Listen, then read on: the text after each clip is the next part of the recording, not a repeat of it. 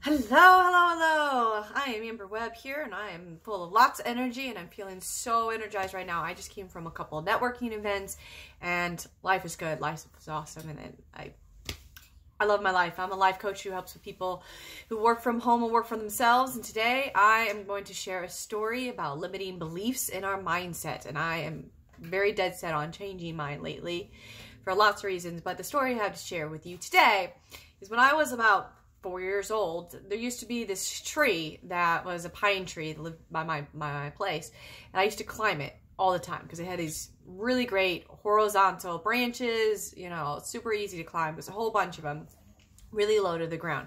And I love climbing this tree. I climb this tree all the time, and I always climb to the top. My girlfriend, my friend, my best friend, my first best friend, she always stayed at the bottom. And she didn't want to go to the top. Me, I was fearless. I guess I had no reason to believe otherwise, that I shouldn't be doing that, or maybe there was a reason I shouldn't, but I always went to the top. Until one day, my uncle came by, saw me at the top, he panicked, he freaked out. And so of course then I panicked and I freaked out, and I was like, oh my God, am I gonna get down? And I did get down. Of course, I got down on my own, but it shook my confidence, and I didn't. Whenever I saw that tree again, I wasn't quite sure if I really wanted to climb back up again. I did, but I don't know if I ever climbed to the top again.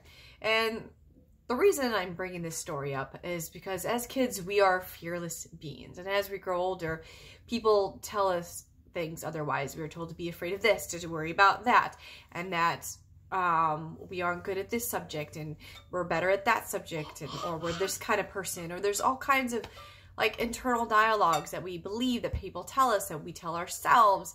I've for the last year or so, I've been all about changing those stories. I want to be better at my stories. I want to write a new chapter of who I am in all areas of my life.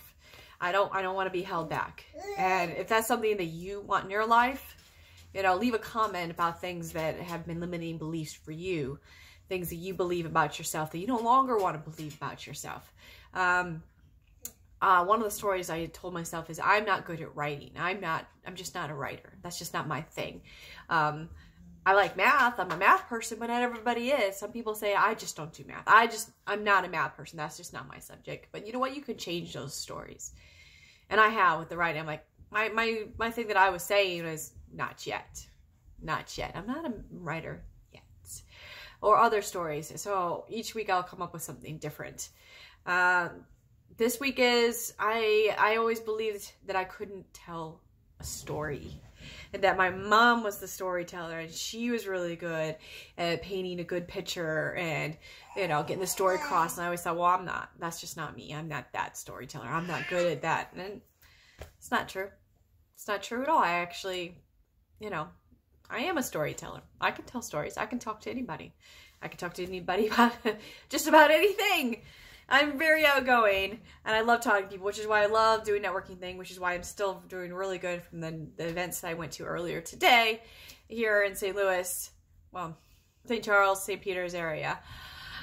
Anyways, if any of this rings true with you, please leave a comment and subscribe today. Thank you. Thank you so much for tuning in and listening to me for just a few minutes. Until next time.